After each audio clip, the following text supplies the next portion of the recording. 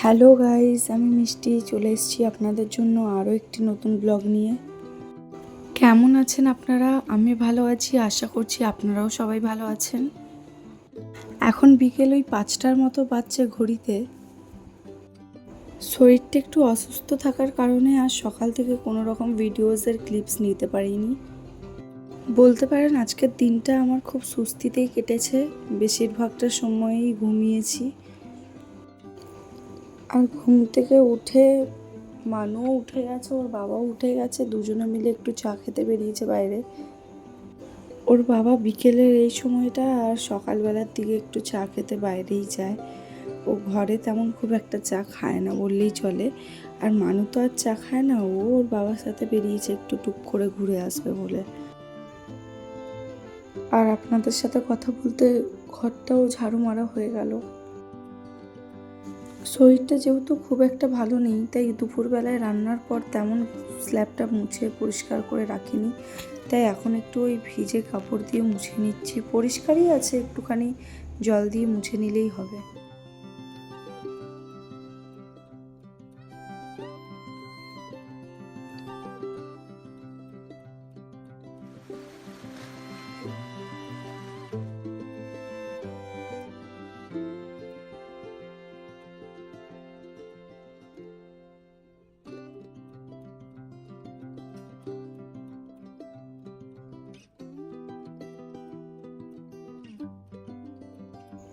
এইবার দুপুরের কিছু এঁটো বাসন আছে, সেগুলো একটু ধুয়ে নিচ্ছি। আজ অনেকটাই বাসন জমা হয়ে গেছে।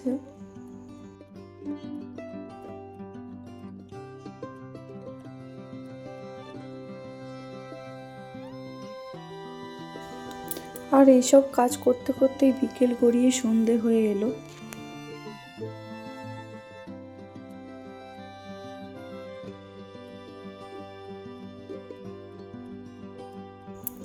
আজ রাতের খাবারে রুটি বা ভাত কোনোটাই রান্না করব না, আজ একটু বাড়িতে ধোকলা বানাবো। অনেক দিন পরেই ধোকলাটা বানাচ্ছি। এখন তো সবে সন্ধে হতে যাচ্ছে, এখনই তো আর বানাবো না, তাই এইটা একটু ওই বেসন, একটুখানি সুজি, চিনি, নুন আর পরিমাপ মতো তেল, হলুদ এগুলো দিয়ে ব্যাটারটাকে, আর টক দই দিয়েছিলাম, ওটা দিয়ে ব্যাটারটাকে ভালোভাবে মিশিয়ে রেখে নিয়েছি। আর এটার সাথে আমি সাধারণত টমেটোর চাটনি করে থাকি, তার জন্য একটু পেঁয়াজ, একটু টমেটো আর একটু রসুন কুচি করে নেব। ধোকলা বানাতে যা যা প্রয়োজন সেই সব কিছুই কেটে কুটে জোগাড় করে রেখে দিয়েছি। এবার যেহেতু সন্ধে হয়ে গেছে, তাই আগে যে ড্রেসটা পরেছিলাম সেটা চেঞ্জ করে নিয়েছি, আর এদিকে একটু ফেসটাও ওয়াশ করে নিয়েছি। আর এই তো মুখ টুকগুলো মুছে এবার চলে এসেছি, একটু চুলটা আঁচড়ে নেব। আর আপনাদেরকে এর আগের দিন একটা ব্লগে বলেছিলাম যে আমি ডেইলি বেসিসে যেসব ক্রিমগুলো, যে লোশনগুলো ইউজ করি সেগুলো আপনাদের সাথে শেয়ার করব। সেরকম খুব একটা বেশি মেকআপ বা স্কিন কেয়ার কোনোটাই আমি করি না। আসলে আমার স্কিনটা খুবই সেন্সিটিভ, উল্টোপাল্টা কিছু মাখলেই হয় পিম্পল না ব্রণও কিছু না কিছু বেরোতেই থাকে। এর আগে আমি বহু ব্র্যান্ডের জিনিস ইউজ করে দেখেছি, কিন্তু কোনোটাতেই সেরকম স্যাটিসফ্যাকশান পাইনি। আর এখন আমি সেটাফিলের এই ক্লিনজারটা, এই সিরামটা আর এই লোশনটা ইউজ করি, খুব ভালো রেজাল্ট পেয়েছি এবং পাচ্ছি। স্কিন কেয়ারটা করে এবার সন্ধেটাও দিয়ে নিচ্ছি।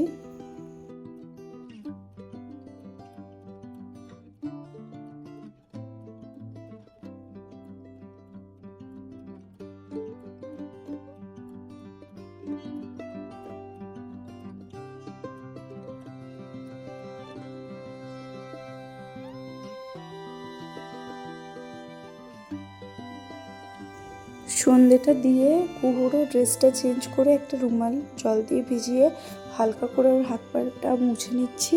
আর এরপর একটু লোশনও ওকে মাখিয়ে দিয়েছিলাম।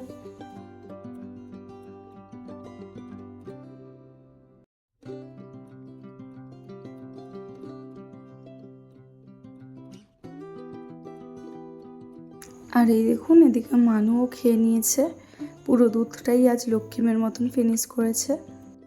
আর এদিকে আমিও রান্নাঘরে চলে এসেছি, রান্না করতে নয়, আজ একটা হেয়ার অয়েল বানাবো, সেটারই প্রিপারেশন করতে রান্নাঘরে এসেছি। জানেন তো বেশ কিছুদিন হলো আমার খুব পরিমাণে হেয়ার ফল হচ্ছে, খুব মানে এই হেয়ার ফলের সমস্যাতে ভুগছি। আর চুলটাও আমার খুব শর্ট, তাড়াতাড়ি বড়ও হতে চাইছে না। তাই ইউটিউবে একটা তেলের রেমেডি দেখেছি, সেটাই আজ বানাবো। এমন কিছুই না, এই কড়াতে আমি যে নারকেল তেলটা দিয়েছি এটা আমি প্যারাশুটের দিয়েছি, আপনারা চাইলে অন্য কোনো ব্র্যান্ডেরও দিতে পারেন। তারপর একে একে পেঁয়াজ কুচি, জবা ফুল, তারপর কারি পাতা, একটু মেথি, একটু কালো জিরে, এসব দিয়ে ভালো করে ফুটিয়ে নিচ্ছিলাম। আমি লো ফ্লেমেই ফুটিয়েছি, মাঝখানে একটু হাই করে দিয়েছিলাম ফ্লেমটা। এটা আমি লো ফ্লেমে একটু বাদামি বাদামি হয়ে যাওয়া পর্যন্ত ফুটিয়েছি। যতক্ষণ তেলটা বানাচ্ছিলাম ততক্ষণ মানুকে দুধটা খাওয়ানোর পর একটুখানি ফোনটা ওর কাছে দিয়ে রেখেছিলাম। আর এই তো এবার তেলটা যেহেতু বানানো হয়ে গেছে, এখন মানুকে একটু বই পড়িয়ে নেবো। সন্ধেবেলায় এই সময়টায় প্রতিদিনই আমি ওকে একটু নিজেই বাড়িতে পড়িয়ে থাকি। আর জানেন তো আমার কাছে বেশ সুন্দর হেসে হেসে বইটা পড়ে, ও কোনো রকম কান্নাকাটি কিচ্ছুই করে না। আর মানুকে যে বইগুলো পড়াই সেগুলো একবার আপনাদেরকে সামনে থেকেও দেখিয়ে দিচ্ছি। এই যে কৃষ্ণ ঠাকুরের এই যে বইটা দেখতে পাচ্ছেন, এটা এখানকার বই নয়, এটা ইস্কন মায়াপুরের বই। তো আমি এটাকে অনলাইনে পারচেস করেছি।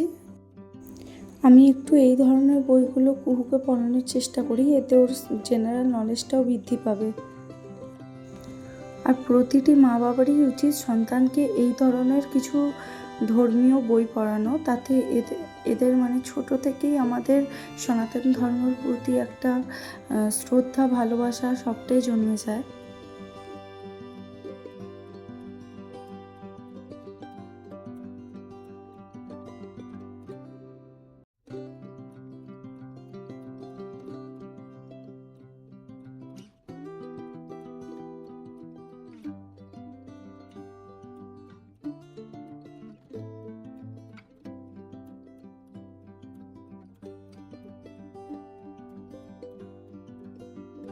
আর এখন ঘড়ির কাঁটায় ওই রাত 10টা মতো বাজছে, আমরা বসে পড়েছি ডিনার করতে।